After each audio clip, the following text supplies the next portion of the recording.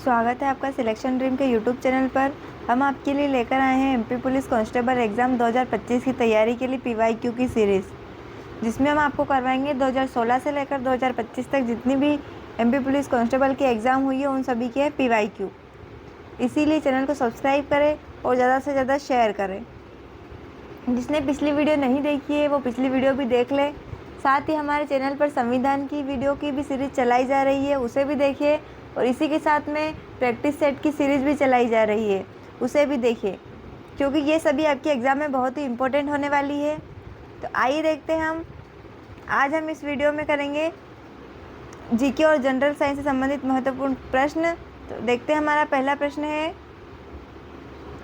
किस मंत्रालय ने केंद्रीय एथलीट चोट प्रबंधन प्रणाली पहल शुरू की?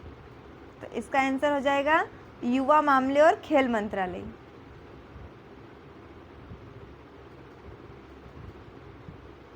अगला प्रश्न देखेंगे, निम्नलिखित में से कौन सा निकाय भारतीय नागरिकों के मौलिक अधिकारों की देखभाल करता है? तो वो कौन करता है? Supreme court. अगला प्रश्न है, पूना पैक्ट अंबेडकर और किसके बीच हुआ? पूना पैक्ट जो है अंबेडकर और महात्मा गांधी के बीच हुआ। अगला प्रश्न देखेंगे, राजकोषीय उत्तरदायित्व और बजट प्रबंधन कब नियमित किया गया? ये नियमित किया गया था सन 2003 में। अगला प्रश्न है, निम्नलिखित में से किस काल को प्राचीन भारत का स्वर्ण युग कहा जाता है? प्राचीन भारत का स्वर्ण युग कहा जाता है गुप्त काल को। अगला प्रश्न है, निम्नलिखित में से कौन सा भारतीय राज्य भूटान के साथ सीमा साझा नहीं करता? तो भूटान के साथ कौन सीमा साझा नहीं करता है? मेघालय। जबकि सिक्किम, अरुणाचल प्रदेश और पश्चिम बंगाल भूटान के साथ सीमा साझा करते हैं।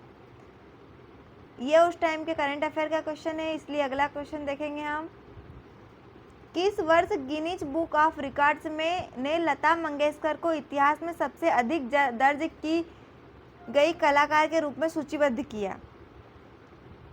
इसका आंसर हो जाएगा 1974 में। अगला प्रश्न है, सत्येंद्र सिंह लोहिया किस खेल के लिए प्रसिद्ध है? तो इसका आंसर है पैरा तैराक। अगला प्रश्न देखते हैं, किस वर्ष डॉक्टर लीला जोशी को पद्मश्री पुरस्कार मिला? तो वो किस वर्ष मिला था? 2020 में। अगला प्रश्न देखते हैं, निम्नलिखित में से कौन सा स्थान बनास नदी के नरम और नम रेत के तल के लिए प्रसिद्ध है? तो इसका आंसर है पारसिली।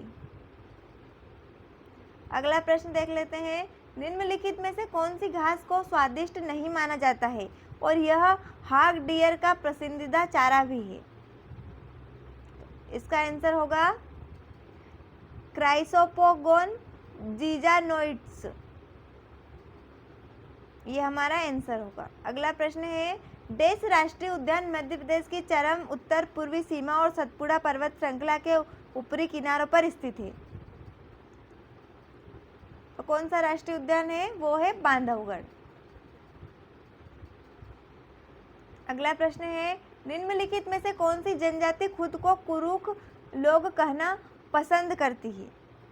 तो इसका आंसर होगा उरांव जनजाति।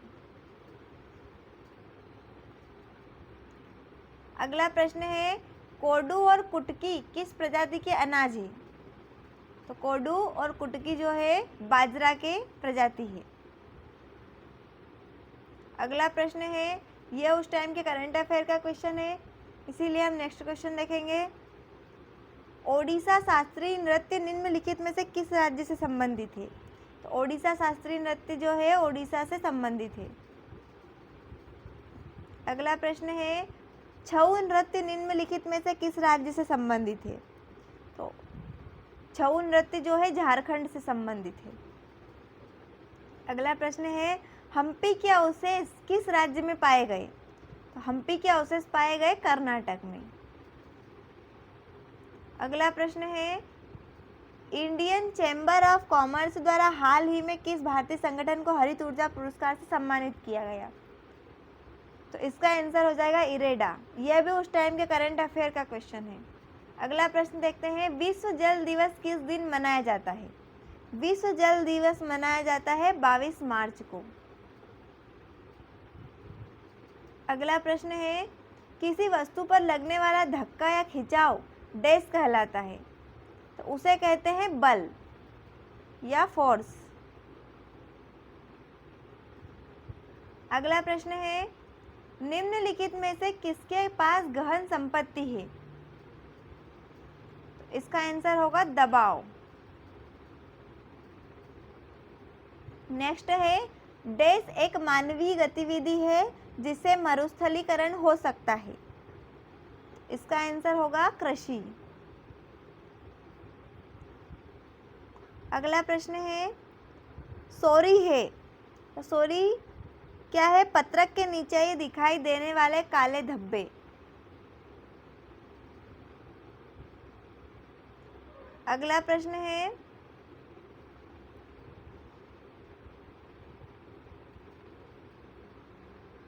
इसमें हमें मिलान करना है निडारिया, तो इसका है ऊतक स्तर। पोरीफेरा जो है इसका हो जाएगा सेल्यूलर स्तर, और केटेनोफोरा इसका हो जाएगा कोलोब्लास्ट, ये चिपकने वाली कोशिका। तो फर्स्ट ए हो जाएगा, सेकंड का बी और थर्ड का सी। तो ए हमारा आंसर हो जाएगा। अगला प्रश्न देखते हैं, डैश कम गलनांक वाली एक पतली धातु की पट्टी होती है, तो यह होती है फ्यूज। अगला प्रश्न है, हाइपरमेट्रोपिया नेत्र लेंस की अभिसारी शक्ति में डैश के कारण होता है? तो किसके कारण होता है? ये कमी के कारण, नेत्र लेंस की कमी के कारण, अभिसारी शक्ति में कमी के कारण। अगला प्रश्न है, निम्नलिखित में से किस खाद्य पदार्थ में सिट्रिक अम्ल होता है? साइट्रिक एसिड होता है, सिट्रिक एसिड होता है नींबू में। अगला प्रश्न है, डैश वह प्रक्रिया है जिसमें शुष्क ताप के अधीन स्टार्च खाद्य पदार्थों का भूरापन शामिल होता है? तो इसका आंसर है डेक्सट्रिनाइजेशन।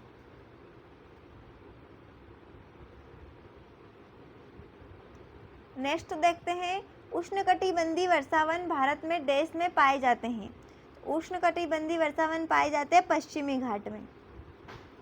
अगला प्रश्न देखते हैं, निम्नलिखित में से कौन सा ईंधन जलते समय वाष्पीकृत नहीं होता है? तो कौन नहीं होता है? चारकोल। अगला प्रश्न है, स्वच्छ भारत मिशन अभियान डैश की जयंती पर शुरू किया गया था? तो किसकी जयंती पर शुरू किया गया था? महात्मा गांधी जयंती पर।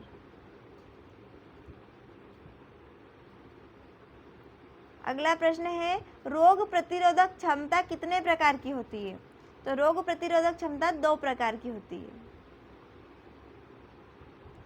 अगला प्रश्न है, टेरिडोफाइट्स किसमें पाए जाते हैं? टेरिडोफाइट्स जो है ठंडी, नम और छायादार स्थान पर पाए जाते हैं। अभी हमने जीके और जनरल साइंस से संबंधित महत्वपूर्ण 35 प्रश्न देखे हैं जो कि पिछली परीक्षा में पूछे गए थे। नेक्स्ट वीडियो में हम आपके लिए लेकर आएंगे ऐसे ही 35 प्रश्न, इसीलिए चैनल को सब्सक्राइब करें और ज़्यादा से ज़्यादा शेयर करें। मिलते हैं अगले वीडियो में। धन्यवाद।